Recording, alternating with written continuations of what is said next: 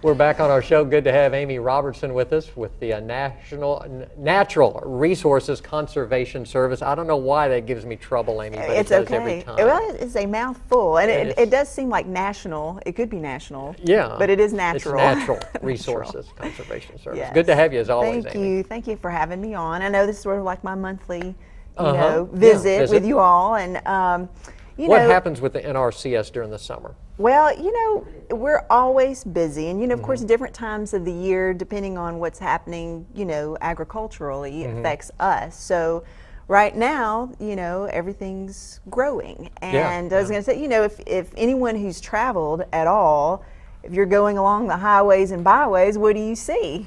Farmland. Yeah, farmland, and right now here you in Louisiana, corn. Uh-huh. Sugar cane, you look out in the fields, you see all that stuff is growing. Right. You see some of the farmers are getting ready to plant things, and some of the things are just now going in the ground.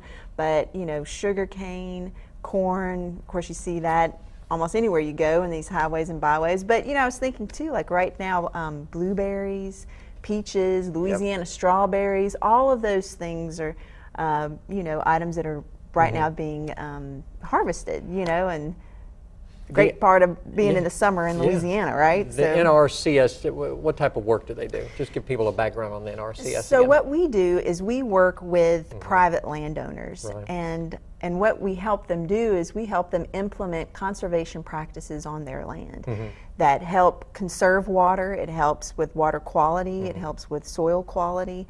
And because of those things that they're able to do on their lands, then essentially it also helps them with their production, and it helps them be more effective, and then essentially helps their businesses as well. Yeah. So we work with blueberry farmers. We work with people with corn and cotton, and anything make them that better you can farmers. Think. Make them better farmers. Make them more productive. Make them more efficient, and essentially they're also just helping the land. And what I mean by that, and when you go out and when I talk to these farmers, and you're like, well, why is conservation important to you? And 99.9% of the time, what they tell you is they say, you know what, I'm here, I'm farming, but I want this to be around for my children and my grandchildren. And so what we do right now, essentially with the soil and keeping it healthy and intact, is going to help future generations to be able to farm as well. So that farming tradition can continue. Can go on and on, yes. Amy, I think the last time you were on, we met a couple of veterans who are involved and are getting help from the NRCS, correct? Absolutely. Through USDA, there's a tremendous awareness and a push to work with our veterans. Folks who are coming back from active duty, who are looking at ways and trying to transition back into civilian life, and and offering them and giving them the option of, hey, agriculture could be possibly a way to go. And in fact, we work really closely with an organization called the Louisiana Armed Forces organization. They're a nonprofit, and they help veterans. In fact, they had a workshop this past weekend about beekeeping in Baton Rouge, and so veterans went to that workshop to see possibly if they would like to go into doing some type of beekeeping. Yeah, and people don't realize how important bees are.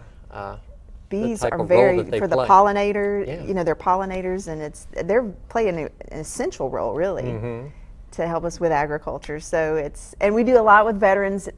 July, we're going to really focus on our veterans. We have a monthly newsletter that we publish in NRCS. We do that in-house, called the Conservation Update. And we're going to be focusing just primarily about our veterans, the work that we're doing, people that we're working with, and we can talk about that next time we have you on. Absolutely, I'll have a lot to talk about next month. Yeah, for sure. How do people get in touch with the NRCS? Best thing for them to do is just to Google Louisiana NRCS. It's going to take you to our webpage, and you can contact us either by email or you could call. We have folks in our office, and of course we have 44 offices throughout the state of Louisiana. Right. Each office has a district conservationist, a soil conservationist, and other folks.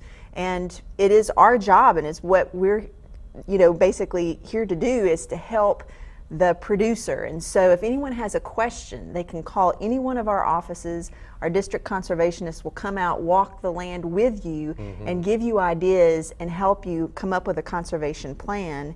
And of course, this is there's no charge to that. That's what we're Yeah, mandated exactly. to do. That's our mission. Farmers need to take advantage of Absolutely. this program. Yeah. Amy, thanks for coming by. Always good to have you. Thanks so much, Mark. And we'll wrap things up when we come back. Stay here.